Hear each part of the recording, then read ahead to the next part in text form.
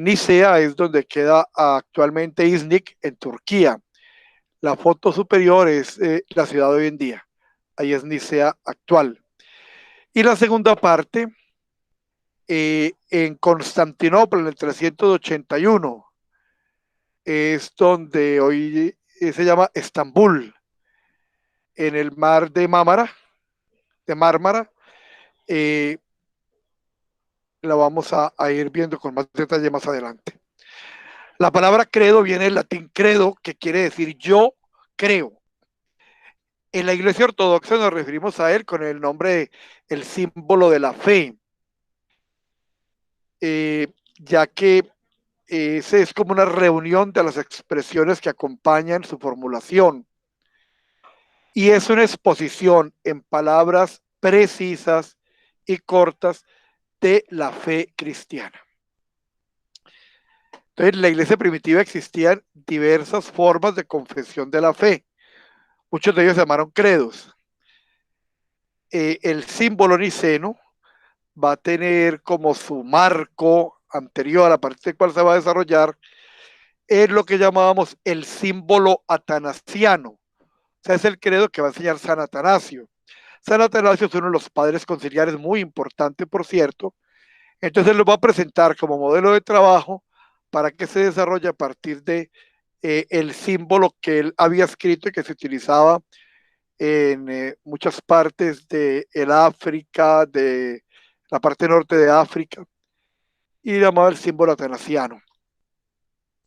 Ellos eran utilizados inicialmente con ocasión del bautismo. ¿Quién está pidiendo misión? Con, ocasión del bautismo. Cuando alguien empezaba el proceso de preparación al bautismo, que se llamaba catecumenado, que era un curso que duraba más o menos 3 años, se preparaba sobre los elementos que él tendría que formular para su bautismo. Y esos elementos estaban expresados en el credo. Entonces, los distintos credos guardan una relación directa con el bautismo. El más primitivo de todos era probablemente el utilizado en la época de los apóstoles, era la expresión de la fe en Jesús como Mesías. Hacemos la primera salvedad. Jesucristo es una contracción de la unión de dos palabras, eh, sin apóstrofe, pero es una contracción de las palabras Jesús y Cristo. Entonces Jesús es el nombre de nuestro Salvador. Es una palabra hebrea, Yeshua, que significa Yahvé salva. Yahvé salva. Y vamos a hablar del nombre de Dios y vamos a explicar un poquitico el término Yahvé. Pero Jesús tiene ese significado, Yahvé salva.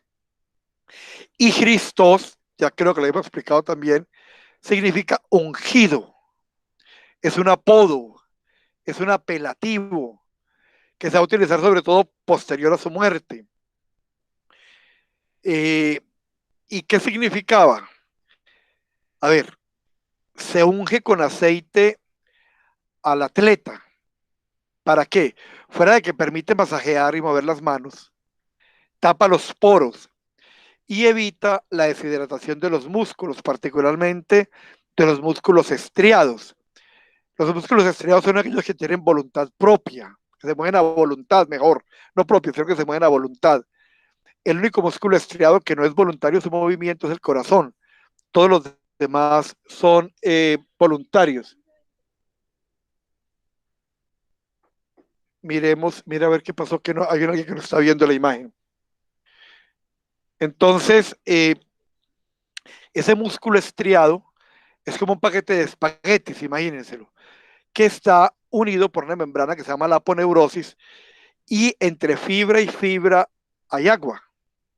Cuando el músculo se deshidrata, entonces el músculo produce ácido láctico y el ácido láctico produce contracciones fuertes, o sea, calambres.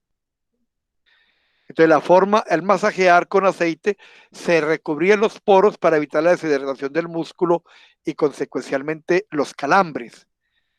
Eh, Eso entonces da fortaleza al atleta.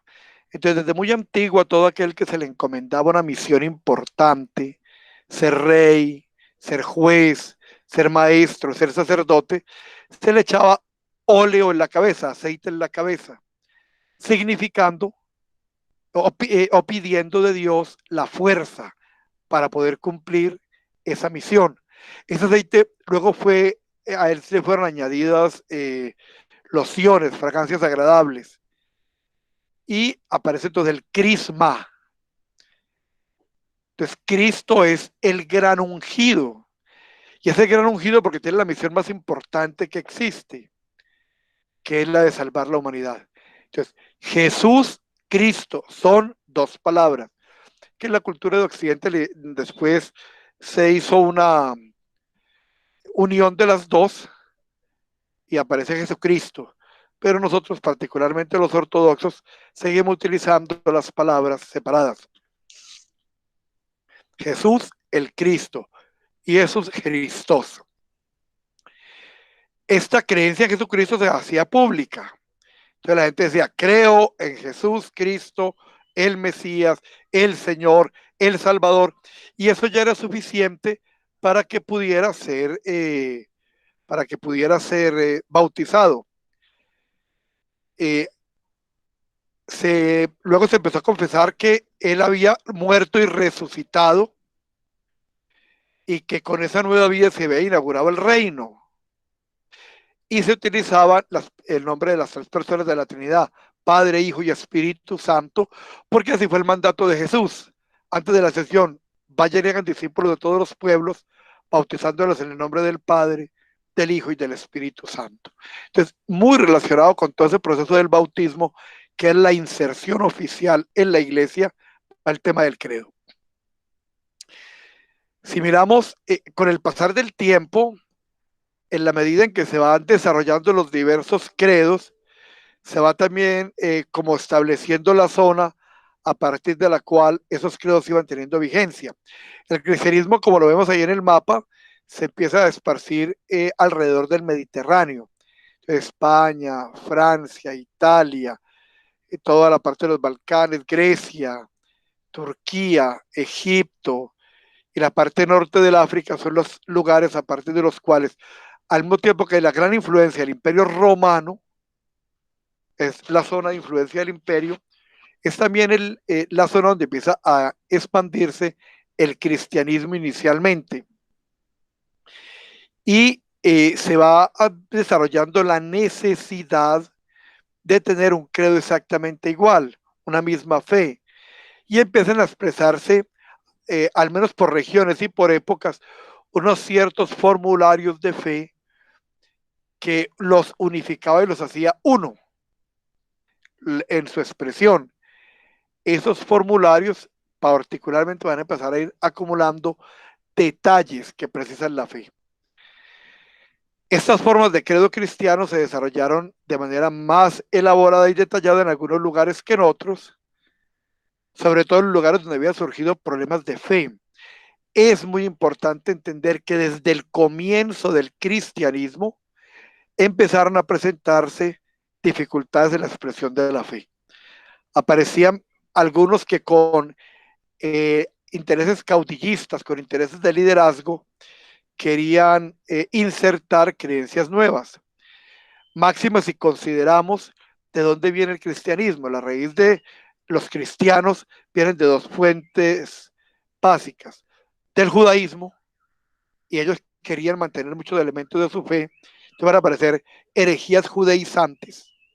De hecho, son las que dan origen al concilio apostólico, al primer concilio de la iglesia, y se establece esa modalidad para definir la fe, y de los paganos, con diferentes procedencias y con muy diferentes ideologías. Entonces, todo eso hace que aparezcan las herejías. La palabra hereje significa seleccionar. Entonces, el hereje era el que seleccionaba en qué creer. Entonces, en esto sí y en esto no.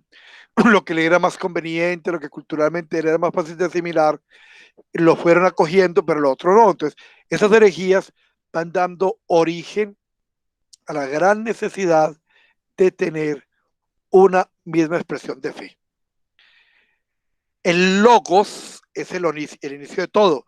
Logos, palabra griega, que hoy la traducimos como discurso o estudio de, pero que en la teología inicial y particularmente en el Evangelio de Juan, el logos se traduce como verbo y es el nombre que se le va a dar al Hijo de Dios.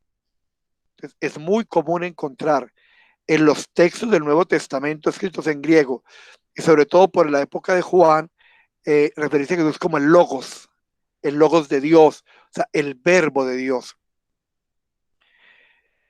Algunos decían que el Hijo de Dios era una criatura hecha por Dios como todo lo creado. Entonces ahí empiezan a presentarse las primeras grandes dificultades. Por eso los primeros concilios van a tener carácter cristológico, definiendo las características de la persona de Cristo. Vuelvo e insisto, esto se opone infinitamente a los conceptos mágicos, particularmente difundidos por el protestantismo, donde se entienden como claras cosas que tomaron mucho tiempo en el decurso de la historia de la iglesia y que tienen significados profundos. Entonces, las primeras grandes dificultades está en definir a la persona del Hijo de Dios. De hecho, cuando miramos el credo en su extensión, encontramos que sobre Jesús hay varios artículos de fe, que no es solamente uno, así como sobre Dios Padre, Creador es uno, sobre el Espíritu Santo es uno, sobre la iglesia es uno, sobre el bautismo es uno, no, sobre Jesucristo son varios, porque fue donde se centró la atención primera en el estudio del Logos y de ahí aparecieron las grandes herejías del comienzo del cristianismo. Situación que no se ha podido remediar, o sea, el ataque más frontal que el demonio hace a la iglesia es dividirla, es separarla. Jesús dijo en el Evangelio que un reino dividido sucumbe, o sea, se hunde. Y eso el demonio lo ha empleado como un arma permanente, tratando de evitar la unidad de la iglesia, tratando de que se haga realidad el petitorio que Jesús le dice al Padre. Cuando Jesús está próximo a morir, sabe que llega a su fin, hace una oración muy importante, muy especial, que está en el capítulo 17 del Evangelio de Juan y se llama la oración sacerdotal de Cristo. Es la oración que él hace al Padre por sus apóstoles. Y al final de la oración, en el versículo 21, Juan 17, en el versículo 21 va a decir específicamente, Padre, que ellos sean uno, como tú y yo somos uno, para que el mundo crea que tú me has enviado. Entonces, en la medida en que no somos uno, va a ser más difícil para el mundo creer en Jesús. Entonces, a veces la gente dice folclóricamente, no, pues fulanito está yendo a un culto en tal parte. ¿Qué le hace con tal de que encuentre a Dios? Y eso no es cierto. Tengamos en cuenta que en nombre de Dios se han cometido los peores crímenes de la historia. En nombre de Dios. Entonces lo importante no es que se mencione a Dios, sino que se conozca verdaderamente quién es Dios, quién es Jesucristo, su Hijo, y quién es el Espíritu Santo. Porque de ese conocimiento verdadero van a ser la fe verdadera y la forma verdadera de agradar a Dios. Entonces el demonio ahí va a interferir sistemática y permanentemente. La unidad es obra del Espíritu Santo y la división es obra del demonio. Ese también fue el sueño de Pablo. Pablo dice un solo Señor, una sola fe, un solo Dios y Padre de todos. Sin embargo, eso es lejos, lejos de la realidad que vive la iglesia desde el comienzo. Esas diferencias de entonces, particularmente en Jesucristo, para dar origen a todas las grandes herejías y también va a dar origen al primer concilio de la iglesia. Va a aparecer un diácono en Alejandría, un sacerdote en Alejandría, se llama Arrio, y Arrio va a ser el que va a decir que Jesucristo es una criatura que es creado por el Padre. Por lo tanto, no es Dios. Y eso va a empezar a dividir el cristianismo en sus comienzos. El arrianismo. Por lo cual, Constantino, que quería unificar todo el imperio a partir del cristianismo, toca una alerta, se ve asustado por esa división que está insertando Barrio y va a citar el concilio de Nicea, cuyo objetivo va a ser dar luz en la controversia arriana, controversia que día a día se extendía más por todo el mundo. Entonces, finalmente, fue la definición proclamada por el concilio de Nicea, citada por el emperador Constantino en el año 325, la que va a aceptar y hacer oficial el símbolo de la fe que los padres conciliares definieron y que en esa reunión que se llamó el primer concilio, concilio Nicea, el icono que está al lado, a ver, con los iconos, un breve paréntesis, los iconos aquí para nuestra cultura son laminitas, son dibujitos. En la teología de Oriente el icono no es un dibujo, el icono es teología en colores. De hecho no se pinta un icono, se escribe un icono.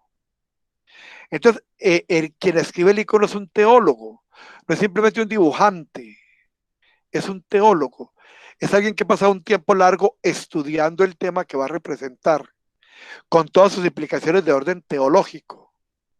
Ha hecho un proceso espiritual, entonces va a ser con la bendición de un padre espiritual y con un estudio teológico serio que alguien va a incursionar en la escritura de un icono, porque así como se escribe teología con fonemas, con palabras, también se escribe teología con colores y con trazos de dibujo.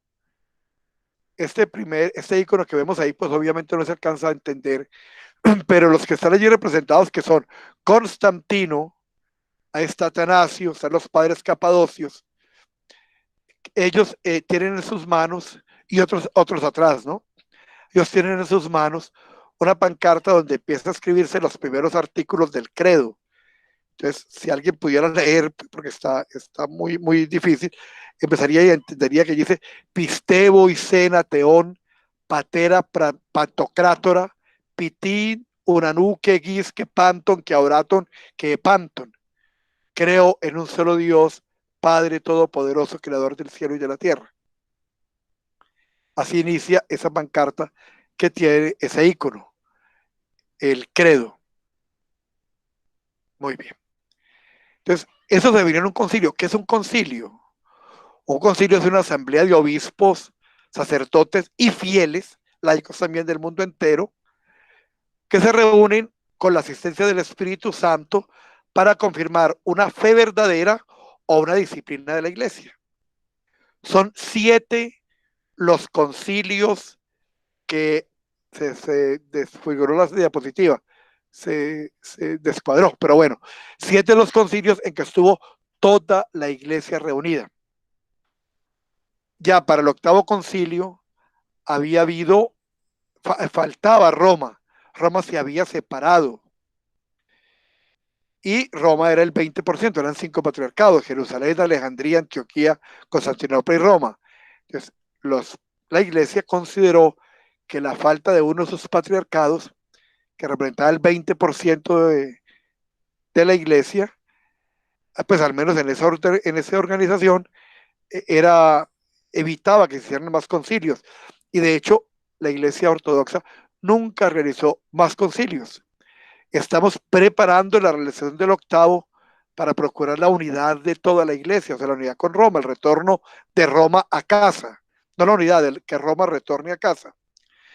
A Roma le faltaban el 80%, o sea, faltaban Jerusalén, Alejandría, Antioquía y Constantinopla, y Roma, sin embargo, siguió haciendo concilios ecuménicos, al punto que llegó a 21, hizo 14 más, estando sola, faltando los otros 7. Y ecuménico, la ecumene, es la reunión de todos, es donde se funde la idea de todos.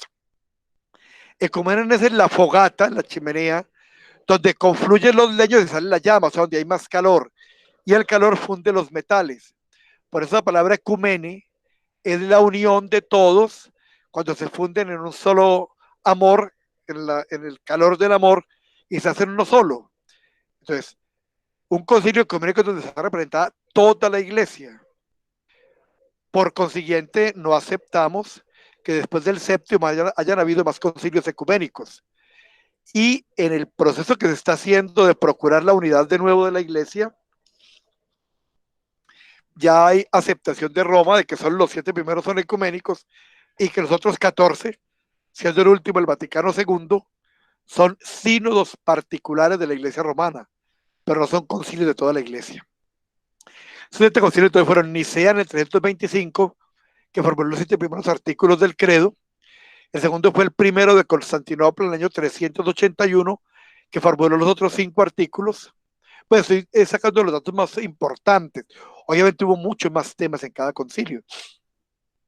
El tercero fue el concilio de Éfeso en el año 431, que declaró que el credo era completo, que ahí estaba toda nuestra fe, y que era prohibido añadir o enmendar cualquier elemento del credo, que a nadie le era lícito presentar otra fórmula de fe.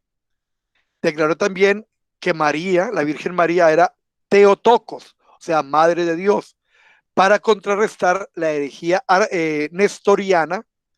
Nestorio decía que María era la madre de Jesús solo como hombre, o sea, que Jesús no había unidad, Jesús eran dos en una sola apariencia. Entonces María era la madre del pedacito que era humano, pero no de Jesús, Cristo, Dios. Pues eso rompe la unidad de la persona de Cristo, y por supuesto es contrario a la fe de toda la iglesia. Entonces el concilio de Éfeso declara a María Teotocos. En latín se decía deípara, lo mismo, la que dio a luz a Dios. El cuarto concilio es el de Calcedonia, en el año 451.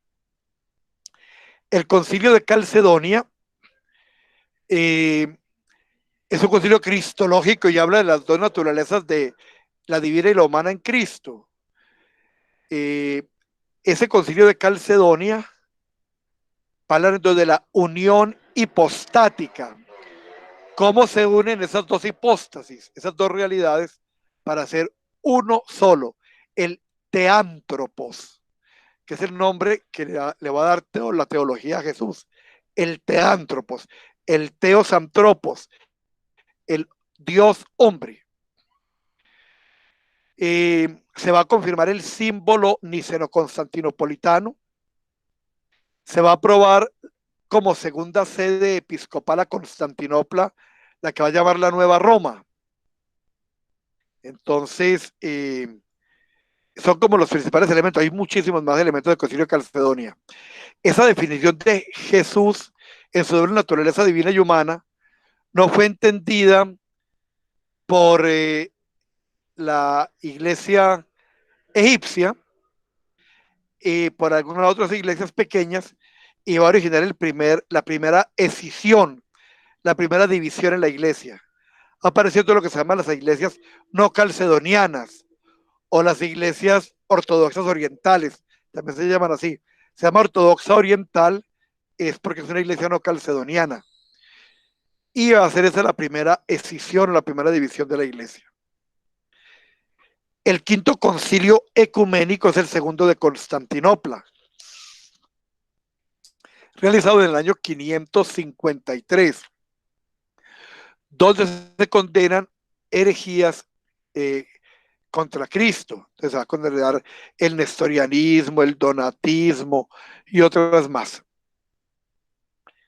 El sexto es el tercero de Constantinopla. ¿Por qué primero, segundo y tercero de Constantinopla? Porque Constantinopla era la sede patriarcal, la sede más importante del cristianismo. En ese momento ya era la sede imperial. Ahí estaba el gobierno de todo el imperio. Este concilio fue en el año 680 y define la doble voluntad sin confusión ni división en Cristo. Entonces, miren, para que exista un ser humano hay 3 elementos que son fundamentales, definidos desde la filosofía aristotélica, aceptados por el cristianismo, que son la libertad, teológicamente lo llamamos el libre albedrío, la inteligencia, que se ve iluminada por la luz del Espíritu Santo, y la voluntad, que es la fuerza de la acción o la decisión que el hombre asume. Entonces, si no hay libertad, inteligencia y voluntad, no hay un ser humano. Entonces, si Jesucristo no tenía voluntad humana, no era humano. Si la voluntad era solo divino, entonces era solo divino con apariencia de humano. Era un Dios con apariencia de humano, pero no era humano verdaderamente. Entonces es indispensable que tuviera voluntad humana también, sin confusión. El concilio va a decir que Jesús rinde voluntariamente su voluntad a la voluntad humana, a la voluntad divina, pero es un acto evolutivo, es un acto concreto de conciencia. Entonces, de eso nos va a hablar el tercer concilio de Constantinopla.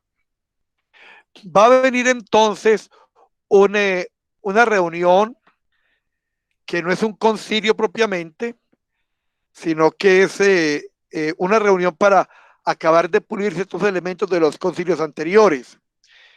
Lo van a llamar el concilio trujano, también lo van a llamar con el nombre del el quinto sexto, porque va a dar normas complementarias al quinto y sexto concilio ecuménico. Será en el año 392 y su función fue puramente legislativa, ratificando los 102 cánones. Cánones es el nombre de las leyes eclesiásticas. 102 cánones y las decisiones de los concilios ecuménicos anteriores. Va a aprobar 85 cánones apostólicos y otros cánones regionales que se habían dado en reuniones de los sínodos particulares. Pero a pesar de que entonces, acaba de definir elementos de los dos concilios anteriores, pero a pesar de que se llama el concilio trujano, no es propiamente un concilio. Entonces viene el séptimo, es el segundo de Nicea. El primero había sido en Nicea, en el 325, y este séptimo concilio en el año 784 en Nicea, y se centró en el uso de los íconos en la iglesia para acabar la controversia de los iconoclastas, que influenciados por el islamismo, que ya tenía una gran fuerza en Oriente, por el islamismo, por los musulmanes, decía que a Dios no se podía representar. Entonces, ataca y destruye los íconos, no entendiendo la diferencia que va a hacer muy claramente San Juan Damasceno sobre la diferencia que hay entre adorar y venerar.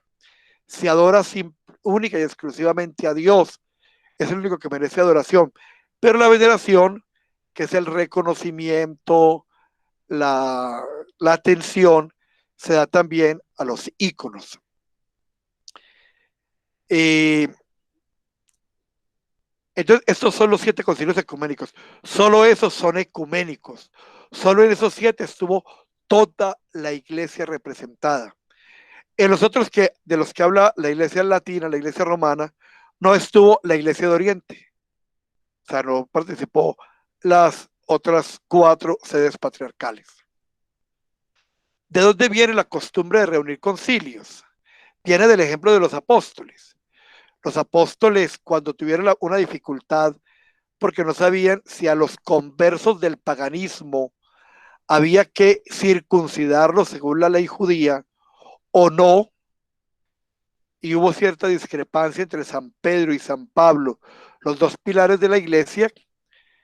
Entonces fueron la reunión de los apóstoles, como lo dice el libro Los Hechos de los Apóstoles en el capítulo 15, fueron ellos los que definieron la actitud que la iglesia debía tomar frente a eso. El medio por el cual la iglesia pronuncia sus decisiones oficiales, entonces es el concilio ecuménico. A partir de eso, dice la escritura, dilo a la iglesia, y si no oyere a la iglesia, considéralo gentil o publicano, considera que no es parte de ella, lo dice el Evangelio de Mateo 18 y 17. Entonces, desde los apóstoles se va a asumir como elemento o como medio para definir y hacer precisión de las doctrinas de la iglesia el concilio ecuménico, porque además goza de la asistencia del Espíritu Santo. Yo estaré con ustedes, no con usted, no es sobre la persona de un obispo, sino sobre todo el concilio. Yo estaré con ustedes todos los días hasta el fin del mundo, dice el Señor. Entonces aquí tenemos el credo. El credo, cada letra roja, pues las letras rojas hablan de los 12 artículos. El primero, creo en un solo Dios Padre omnipotente, creador del cielo y de la tierra, de todo lo visible y lo invisible. Y en un solo Señor Jesús Cristo, el segundo artículo de fe, unigénito, hijo unigénito, pues unigénito, el hijo único de Dios, nacido del Padre antes de todos los siglos, luz de luz, Dios verdadero de Dios verdadero, engendrado, no creado, de la misma esencia del Padre por quien todo fue hecho, de la misma esencia, de la misma naturaleza. Entonces, en un ejemplo simple, así como el hijo de un gato tiene que ser necesariamente gato, y el hijo de un perro necesariamente perro, y el hijo de un humano necesariamente humano, el hijo de un Dios tiene que ser necesariamente Dios, participa de su misma naturaleza y esencia. Quien por nosotros los hombres y por nuestra salvación descendió de los cielos. Y viene el tercer dogma, o el tercer artículo de la fe, y se encarnó del Espíritu Santo y de María la Virgen y se hizo hombre. Luego el cuarto, el sufrimiento de Jesús, fue crucificado por nosotros bajo Poncio Pilato, padeció y fue sepultado. Luego el quinto, resucitó al tercer día conforme a las escrituras. Y el sexto, ascendió a los cielos y está sentado a la diestra del Padre. Todos ellos tienen base en la Biblia, particularmente en el Evangelio.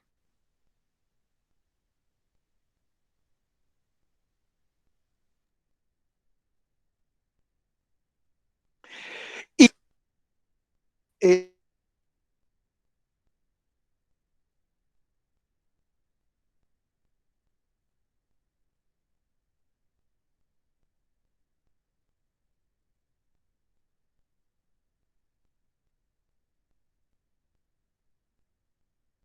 evangélico, está en el Evangelio 15:26, el Evangelio de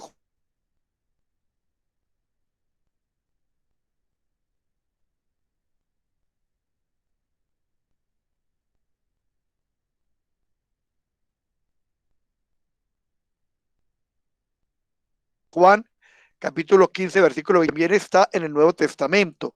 Hechos de los Apóstoles, la iglesia, y nos va a dar las cuatro notas, que es una santa, católica y apostólica. La iglesia la iglesia de Jesucristo, que se funda sobre los apóstoles, tiene esas cuatro características. Una santa, católica y apostólica. La que no es esa, no es la iglesia de Cristo, aunque se llame como quiera. Le voy a poner el nombre, los dibujos y los calificativos.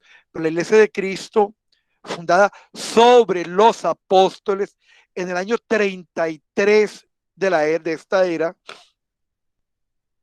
sea, la iglesia cristiana es en el año 33, no en el año 1500 y pico, ni en el 2000 y pico, ni en ninguno. La única iglesia de Jesucristo fundada sobre los apóstoles nace en el año 33 y hace la iglesia una santa católica apostólica. Ese es el noveno. El décimo artículo, confiesa un solo bautismo. Entonces, también está en la fe inicial de la iglesia, un solo bautismo, no como aparecen hoy las pseudo iglesias, porque es de bautizar gente que hasta bautizar la iglesia católica. Pues eso es una cosa absurda. Y eso lo vemos cuando vemos la historia de la iglesia. Cuando usted conoce la historia de la iglesia, sabe que eso es ridículo. Mire que la semana pasada hablamos del problema de los lapsis.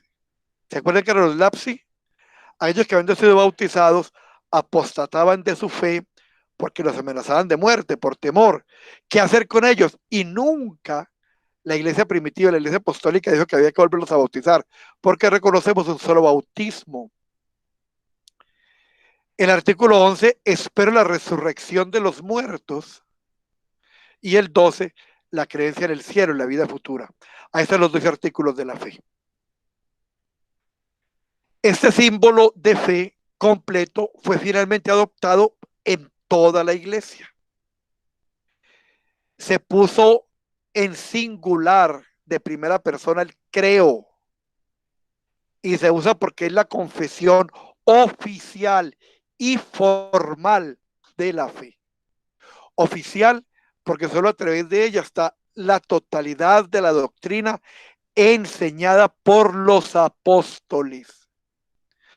Entonces, cualquier otra expresión distinta o cualquiera que no la reconoce es distinta a la fe apostólica y muy simple, con rigor científico. ¿Qué fuente existe sobre Jesucristo amplia y suficiente que no sea la apostólica? Existen otras que son de las crónicas de la época. Hay 3 cronistas y hay 12 historiadores. Tan absolutamente breve que entre todas esas fuentes no ajustamos 2 páginas de cuaderno. Entonces, sería la única fuente no apostólica. Entonces, ¿cómo alguien pretende conocer a Jesús y hablar de Jesús cuando no reconoce la única fuente extensa y verdadera? Porque los apóstoles son los únicos que viven con Jesús y conocen en profundidad su enseñanza. Y esa fuente apostólica es la fuente oficial de la fe que está en el credo y que está solo en la iglesia, una santa, católica y apostólica. Lo demás es por solo lógica algo distante a la verdad y a la fe. El cronista más amplio después de los apóstoles es Flavio Josefo, un cronista judío que escribe para el Imperio Romano. Y Flavio Josefo tiene 9 declaraciones y todas ellas no suman 30 renglones de cuaderno. Entonces, por Dios, viene el término ahora sí claro, herejía. Aceptaban esto sí porque me gusta, y esto, aunque formaba parte del mismo compendio de la misma realidad, esta parte no. Vamos, nos va quedando claro eso. Esa declaración oficial se hace formal cuando una persona o su padrino la hacen al momento del bautismo. Es esa fe, la del credo, en la que somos bautizados. Por eso, y esa misma expresión es la que maneja la Iglesia Latina. Por eso vamos a empezar a ver unas diferenciaciones complicadas. Como si en el credo no se habla en ninguna parte, por ejemplo, de purgatorio, se exige esa creencia a los cristianos de la Iglesia Latina, la Iglesia Romana. Cuando somos bautizados es en la fe del credo niceno. También en la confesión de fe que hace el no ortodoxo al entrar oficialmente en la comunión de la Iglesia Ortodoxa. Entonces, cuando viene bautizado, y el único bautismo válido y reconocido que tiene la Iglesia Católica Romana, fuera el nuestro, el del ortodoxo, el de la Iglesia Católica Romana, cuando un católico romano viene, si viene con bautismo de cualquier secta protestante, obviamente no tiene validez.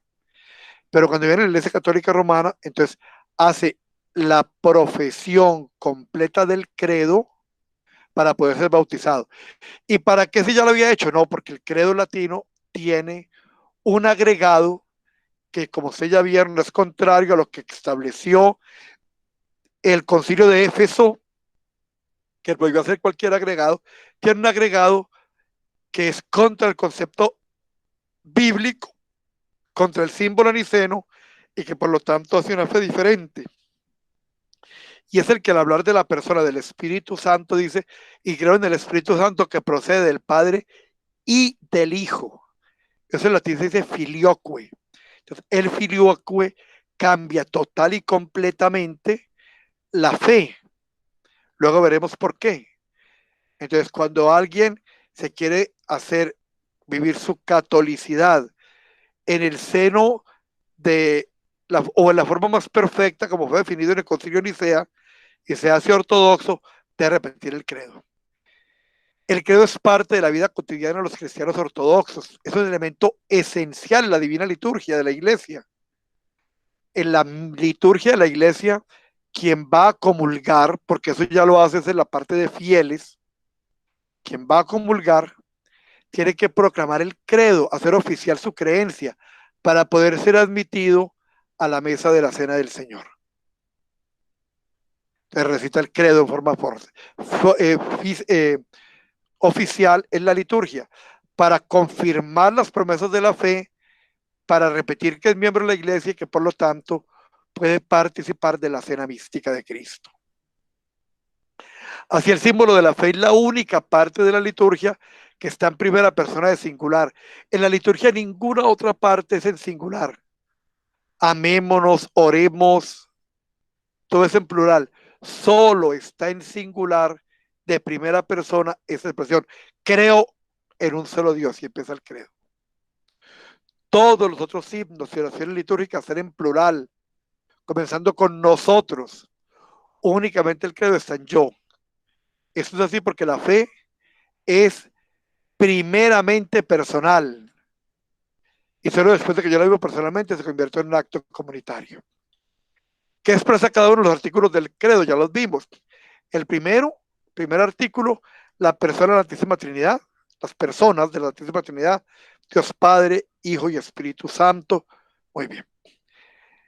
El segundo artículo, la segunda persona de la Trinidad. Entonces, el primer artículo, la primera persona, Dios Padre, que es el creador. El segundo artículo, la segunda persona, Jesús Cristo, el Hijo de Dios. Tercero, la encarnación del Hijo de Dios. Cuarto, el sufrimiento y muerte de Jesús como el ente o como medio salvador, redentor. El quinto, la resurrección de Jesús de entre los muertos, o sea, el triunfo sobre el pecado y la muerte. El sexto, la ascensión, que es el anticipo de lo que nos espera a todos los otros. El séptimo, la segunda venida, la parucía, el juicio de Dios, que está referido en el Evangelio de Mateo en el capítulo 25. El octavo, la tercera persona de la Santísima Trinidad, que es el Espíritu Santo. El noveno, la iglesia. Entonces, aquí viene otro elemento bien importante. Es común entre los protestantes decir que Cristo no vino a fundar iglesias. No, Cristo establece su iglesia, de la cual Él no es el fundador, Él es el fundamento. El fundador de la iglesia es el Espíritu Santo en Pentecostés, pero Jesús es el fundamento de la iglesia. Se funda sobre la persona de Jesús. Entonces los católicos, y sobre todo nosotros los católicos ortodoxos, creemos en la iglesia, que es el primero de los sacramentos, la iglesia. El décimo es el bautismo, por el cual estamos implicados en todos los demás sacramentos. Nos hace hijos de Dios y herederos del reino. El décimo primero es la resurrección de los muertos, como la certeza absoluta de la trascendencia, de que mi vida no termina simplemente deshaciéndome materialmente en un sepulcro. Y el décimo segundo es la vida eterna, la vida junto a Dios Padre, junto a la Trinidad en el cielo. Entonces, ser cristiano ortodoxo significa afirmar la fe cristiana ortodoxa. No solamente las palabras, sino también el significado esencial del símbolo de fe niceno-constantinopolitano. Esto asimismo significa afirmar todo lo que esta confesión implica y todo lo que ha sido expresamente desarrollado a partir de ella y fundado sobre ella en el curso de la historia y de la Iglesia durante todos los siglos hasta el día de hoy.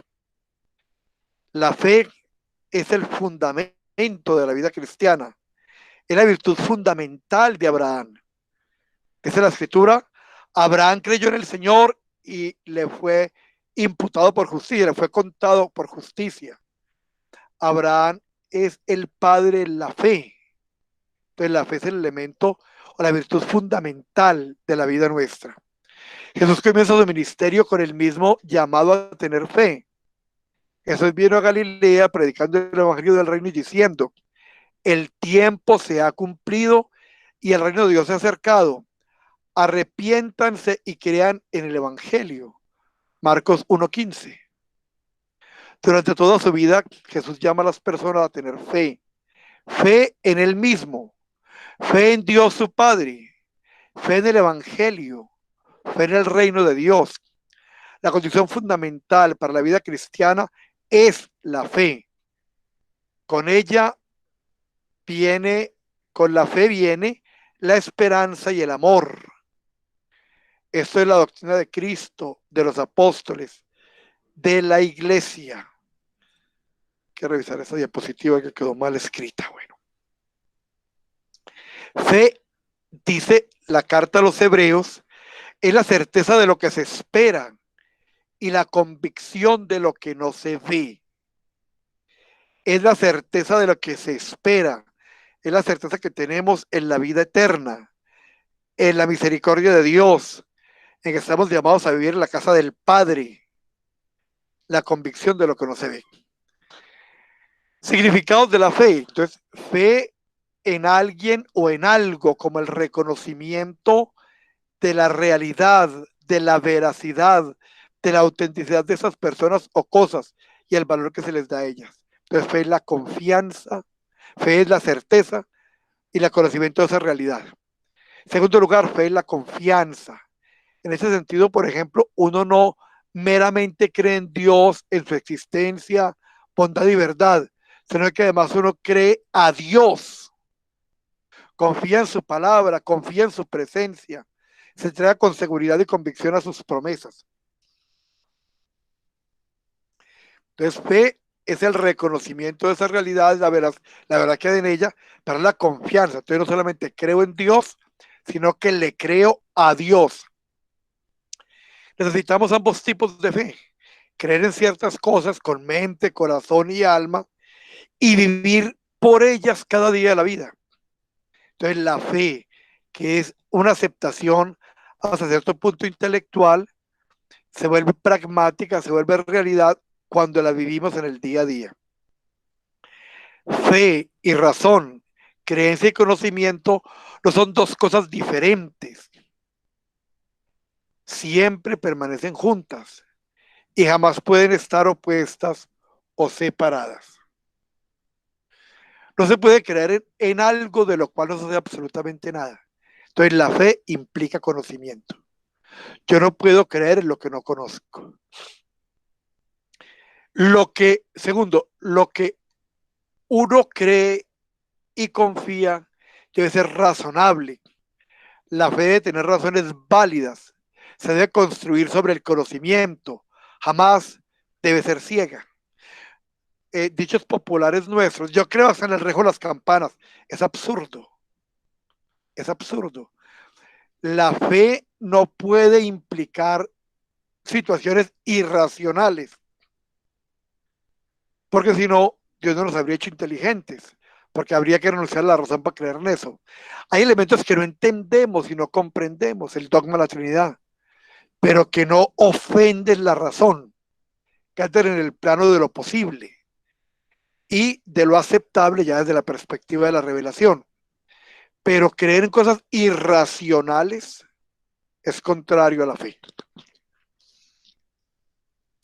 El mismo conocimiento a menudo se apoya en la fe. Es imposible llegar al conocimiento de algo mediante un escepticismo absoluto, como elemento epistemológico. Yo no puedo llegar al conocimiento partiendo de un escepticismo total y absoluto. No creo ni acepto nada. Cada conocimiento se construye a partir de la creencia y la aceptación en algo. Desde lo más elemental, el número no existe, el número es un concepto abstracto. Si yo no acepto el concepto de número, no tengo ninguna posibilidad matemática. Y negándola, yo niego toda posibilidad de la física y de la química. Entonces, es imposible construir un conocimiento mediante un escepticismo absoluto. Si algo se conoce, es porque existe una cierta fe en la posibilidad, en primer lugar, del ser humano de conocerlo, del episteme. En segundo lugar, una verdadera confianza en que los objetos de conocimiento realmente se están mostrando. Y en tercer lugar, que la mente y los sentidos no nos están engañando. Eso es claro en toda escritura. Por ejemplo, la historia.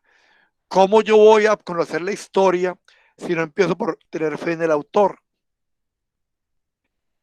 Y, me tengo que basar en el conocimiento de ciertas razones que me han dado el confiar en ese señor.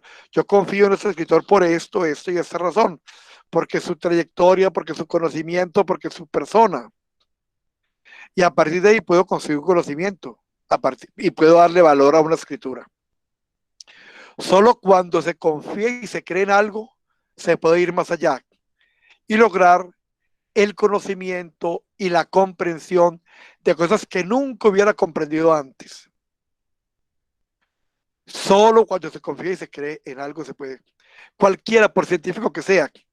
Hablemos de un campo que yo desconozco, pero que por lógica podemos incursionar en él. Hablemos del campo de cualquier ingeniería mecánica, eléctrica, electrónica, lo que sea. Se parte de la aceptación de unos ciertos principios.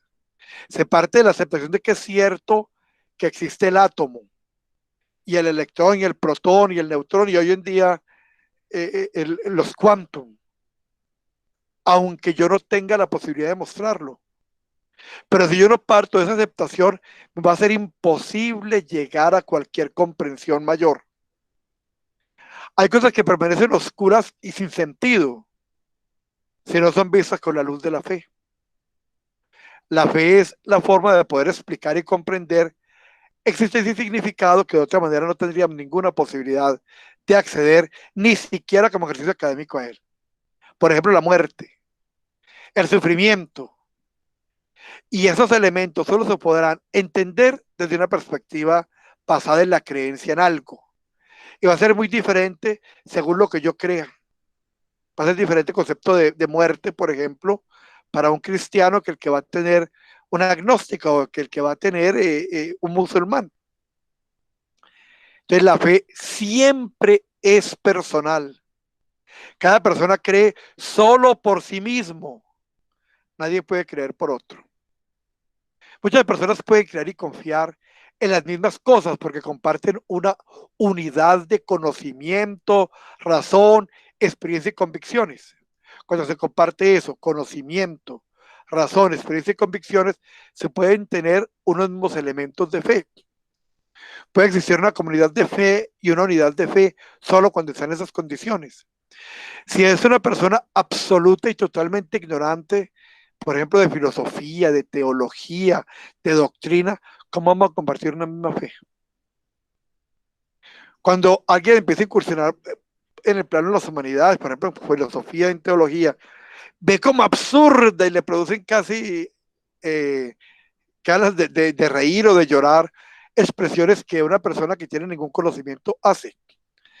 Miren, hace un tiempo no muy lejano, alguien que posaba aquí en la ciudad de Pereira, porque dirige un grupo de carácter religioso, que posaba ser teólogo, tuvimos la oportunidad de encontrarnos, y cuando yo le digo, mire, un elemento básico de un estudio teológico, o sea, no de una doctrina especial, sino como elemento metodológico de la teología es este, y él lo desconocía, que indico que en adelante no había ninguna posibilidad de llegar a una confesión similar, porque sus experiencias, su razón, su conocimiento llevaba a convicciones diferentes.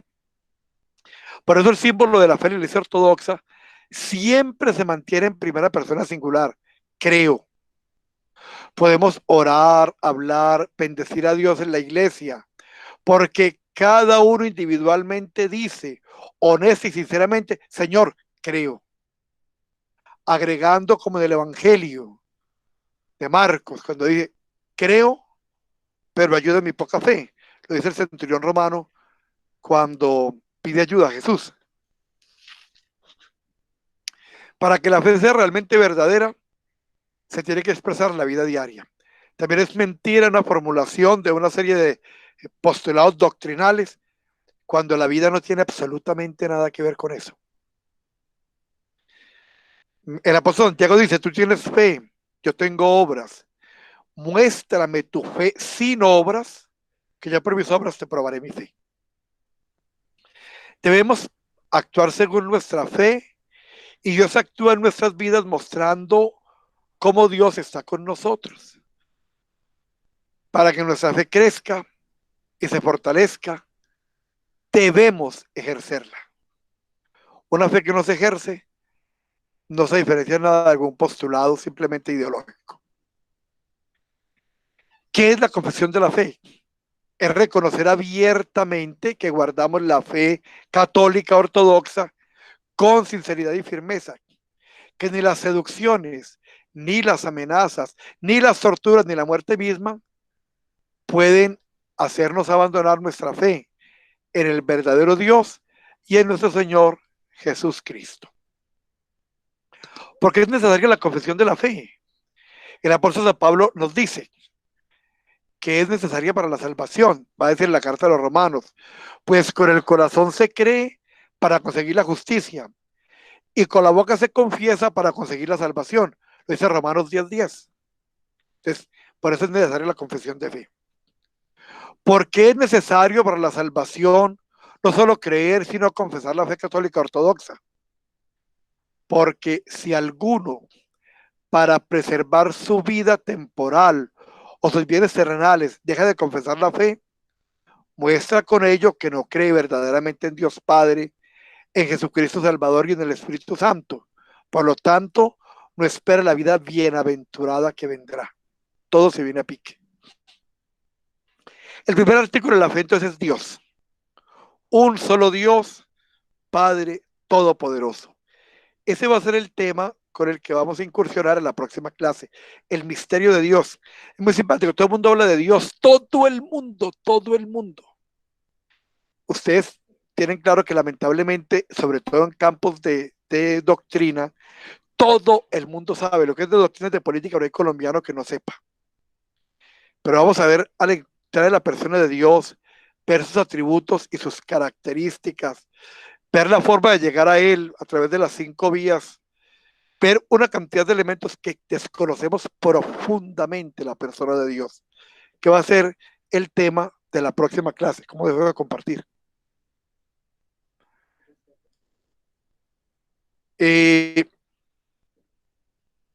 Cierro. Entonces, vamos a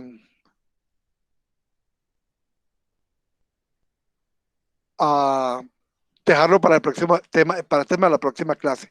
Como ya les dije, tenemos el material que se ha colocado y también no lo voy a colocar hoy porque veo que hacer ninguna corrección en las diapositivas, eh, pero la próxima clase, cuando terminemos todo el material, que son 50 diapositivas, la va a poner en Google Drive, donde los podremos ver sin ninguna dificultad.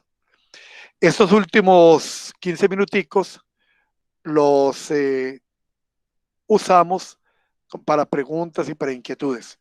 Entonces, los escucho.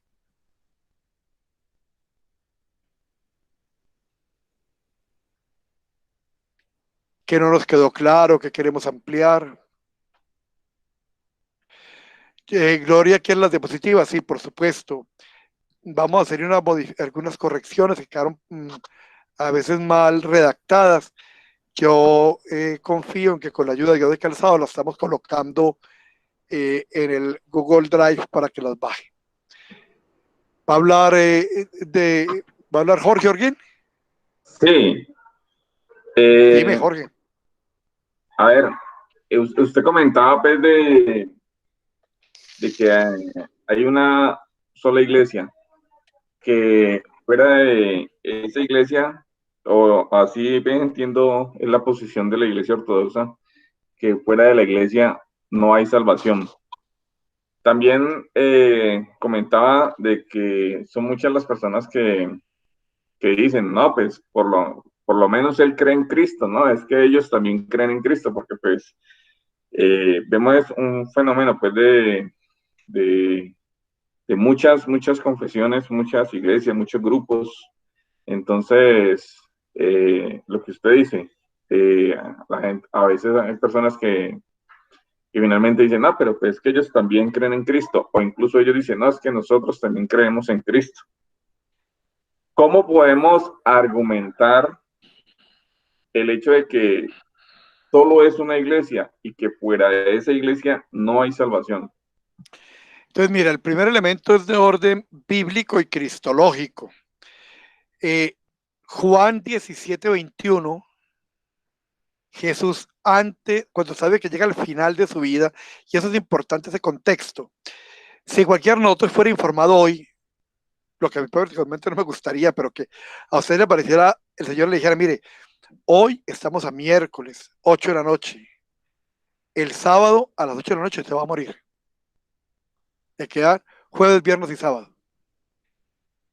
Yo estoy seguro que cada uno procuraría cuadrar en su vida cantidad de cosas que tiene por resolver, y habrían pues un cambio total de la forma de llevar la vida estos 3 últimos días. Jesús sabía que llegaba a su fin y entonces en los momentos finales hace las cosas más importantes.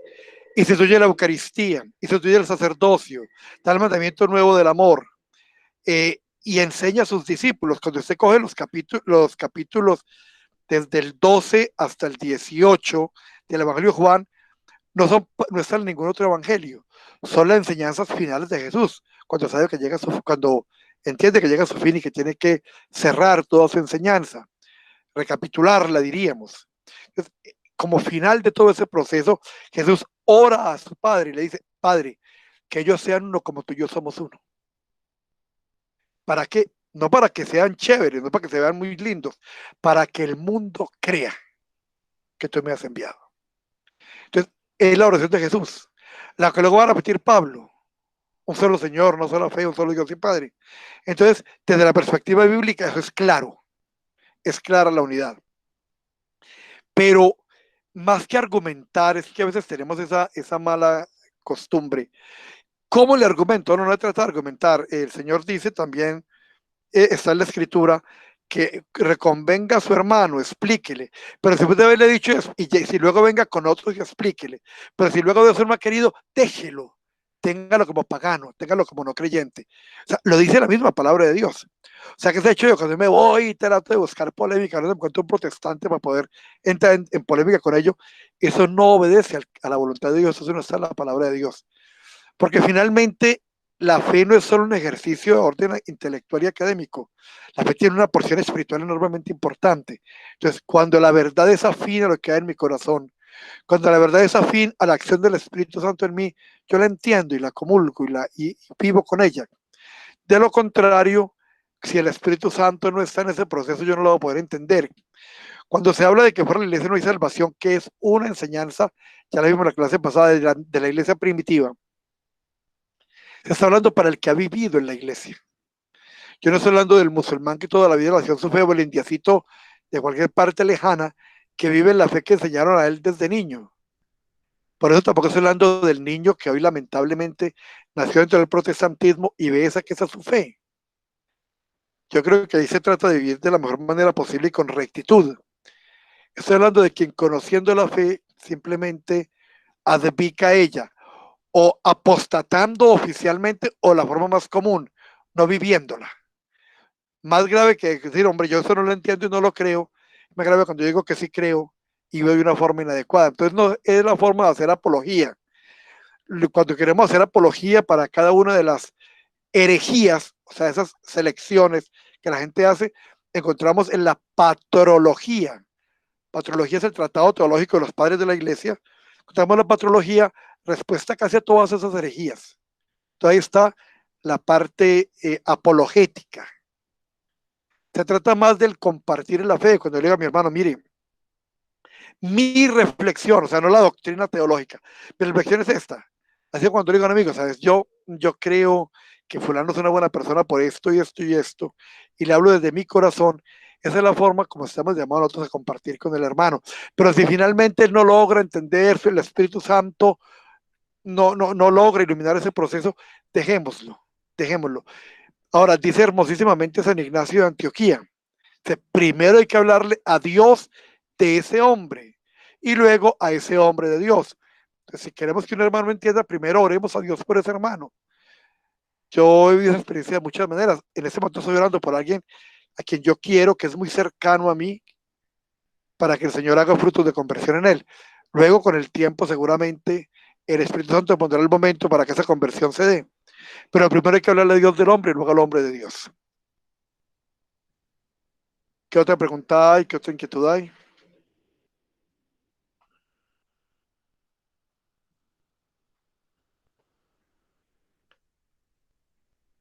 Miren, sin que hayamos llegado a ninguna profundidad teológica, miren cómo en la medida en que simplemente auscultamos un poco todo lo que hoy nos dimos cuenta de lo que significaba creer.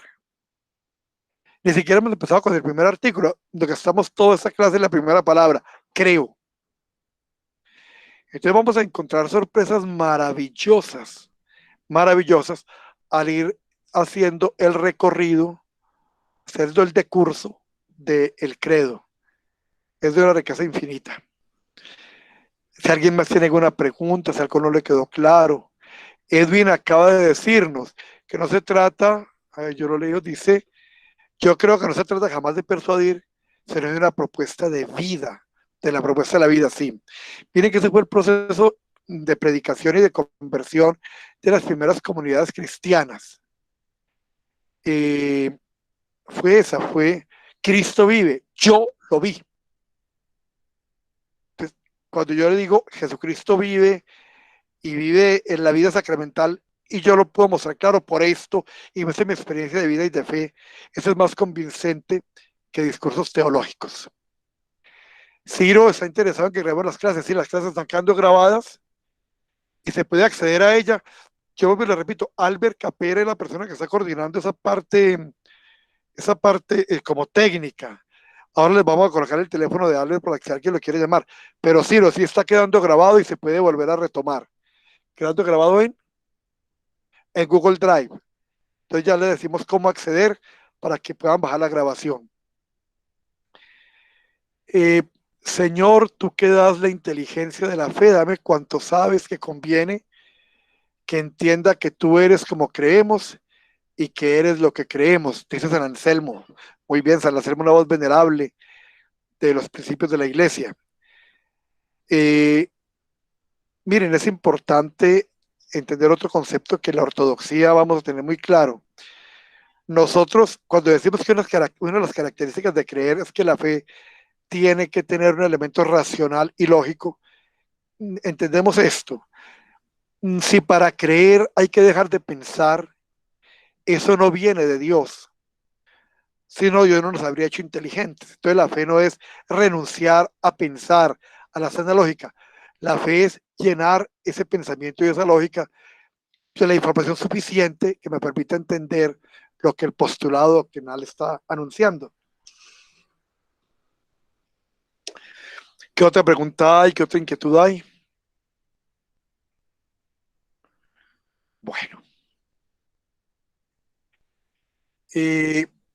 yo quiero invitarlos a los que puedan a que y lo van a ver mucho más claro a la medida que desarrollemos el credo, la estructura litúrgica bizantina, o sea, la liturgia nuestra es una liturgia del año 383, muy antigua, y es la liturgia oficial de toda la iglesia, o sea, cualquier católico ortodoxo romano la puede utilizar porque es liturgia de toda la iglesia, es patrimonio de toda la iglesia.